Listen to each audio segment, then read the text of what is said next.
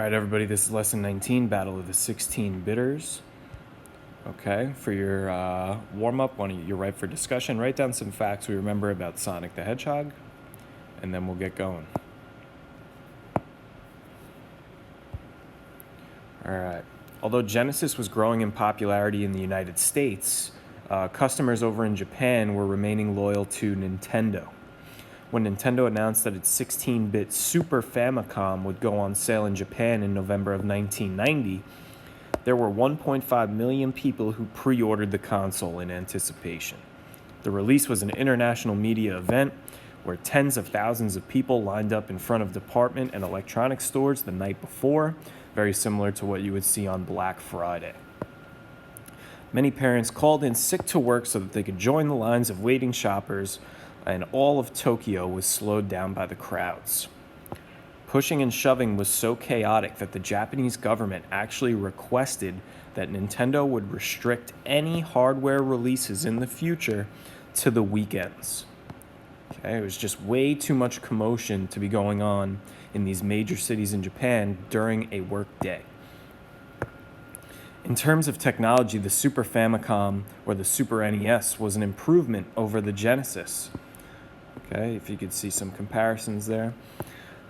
Like Genesis, Super NES had a true 16-bit processor, but the Nintendo Research and Development Team number 2 designed the console around visual and audio performances rather than the processing speed. So they focused on visuals and sound, and it was kind of at the expense of the processing speed of the console itself. Okay, it displayed more colors too. Genesis had a 512 color palette. Super NES could display 3,200 colors. It had a central processor, which was a Motorola 65816 chip, and it included a Sony stereo chip and 2 customized graphics chips, nicknamed PPU-1 and PPU-2. However, what the Super NES lacked would ultimately become its Achilles heel, and that was the processing power. The Sega Genesis just had way better processing power, processing speed than the Super NES. Nintendo strongest selling point, however, was a game that came with the Super NES console, and that was Super Mario World. Shigeru Miyamoto, who is now seen as one of the video game's greatest stars, has created an enormous game that expanded the Mario universe. This marked the return of the brightly colored gaming series and the debut of a fan-favorite character, Yoshi, who's the friendly dinosaur that carries Mario on his back. Nintendo spends $25 million on marketing, and it hits United States shelves on September 9th, 1991 for $199. Sega had just recently dropped the price of the Genesis, so a $200 Super Nintendo seemed pricey. And this was advertisements that you would see. Hold on to your wallets, Nintendo fans. Super Mario Bros. 4 is on the way, but it could be a mixed blessing for all those addicted to the Mario Bros. Series of home video games, and a cash register bonanza for the Japanese company that sells them. As the time grew closer to the NES release, it became clear that the market was shifting. The launch of Sonic had revitalized Genesis sales. People are leaning towards purchasing Sega over Nintendo. By the time Nintendo produced Super NES, Sega already had 150 different games for the Genesis on the market. In comparison, Nintendo would only have 12, and this led to great marketing techniques by Sega, where they're saying that the competition just doesn't stack up to the variety of games that they have available. As you can see, the Super NES is on the right with only a stack full. Sega Genesis has many different titles. Okay. So there's a conventional wisdom in business and in the gaming industry that consumers buy new hardware, new consoles, when the economy is strong, when we have money to spend. But when the market is tight and we don't have as much money to spend, we just stick to buying new games or software. In 1991, the United States economy was in recession, but it didn't matter. Nintendo had sold 1 million Super NES consoles in its debut. Nintendo claims they sold 2.2 million consoles in the first 3 months. However, even with the release of this brand new console and selling millions of them, Sega still outsold Nintendo that year.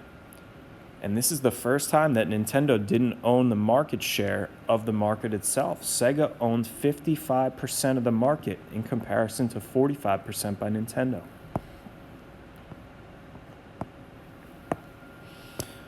Okay. So, Sega contacts Acclaim. They discuss Acclaim's licensing some of the company's games for use on the Sega Genesis. Now, Acclaim already has a license agreement with Nintendo, and Fischbach, the CEO of Acclaim, is fully aware that if he agrees to this deal, he's going to break his exclusive licensing agreement with Nintendo, but he does it anyway. Fischbach welcomed the opportunity to market his products to a new audience, and it felt it was time to revisit his contract terms with Nintendo. After careful consideration, Fischbach contacts Nintendo President Minoru Arakawa and discusses their decision.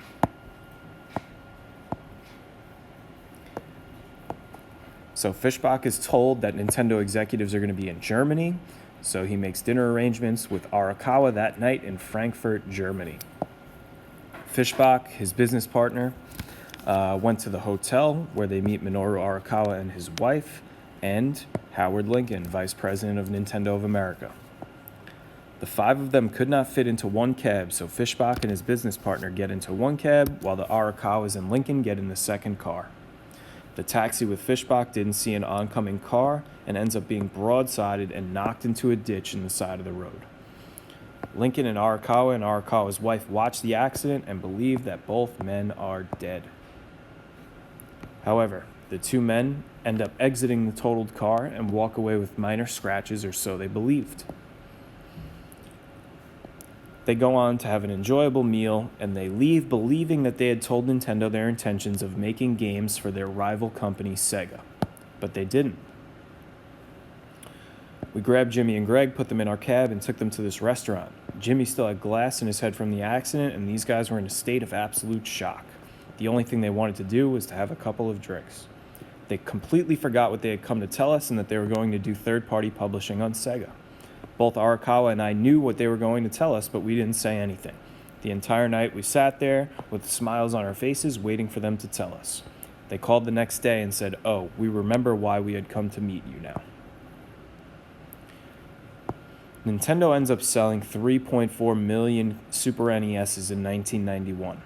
However, Sega had a one-year lead and more sales overall in 1991. Genesis continued to have the larger bit percentage in the United States. Sega had 10 games for every one Nintendo game. Sega's internally produced titles were getting better and better, and Sega produced them at a much faster rate. The entire gaming market would come to a halting stop every time Shigeru Miyamoto produced a new Mario or Zelda game. The only problem was that these games were released at a rate of one per year, usually around Christmas time. Sega was releasing popular titles like Sonic the Hedgehog, Streets of Rage, and Toe Jam and Earl. These games may have not been as popular as Mario, but they often had an edgy irreverence that shaped the way that people perceive Sega. Genesis owners always had something to look forward to in the near future, while Super NES owners waited for Christmas. Sega's advertising continued to evolve as well. While Nintendo seemed stuck in a Mario-esque world of cute images appealing to preteen kids, Sega turned to a noisy underground image. Sega commercials would end with a Sega scream, where some character would scream Sega into the character. Sega was becoming cool to high school students, and the cooler Sega became, the less people were ready to admit that they liked Nintendo. When a Sony marketing team ran focus groups, they found that teenage boys who owned a Super NES console would not admit it socially amongst their friends. Nintendo sought to eliminate one of Sega's advantages by lowering the price of the Super NES from $179 down to $149. Sega immediately responded and dropped their price of the Genesis to $129. According to MPD data, Nintendo sold 5.6 million Super NES consoles, and they barely edged out Sega by 10%.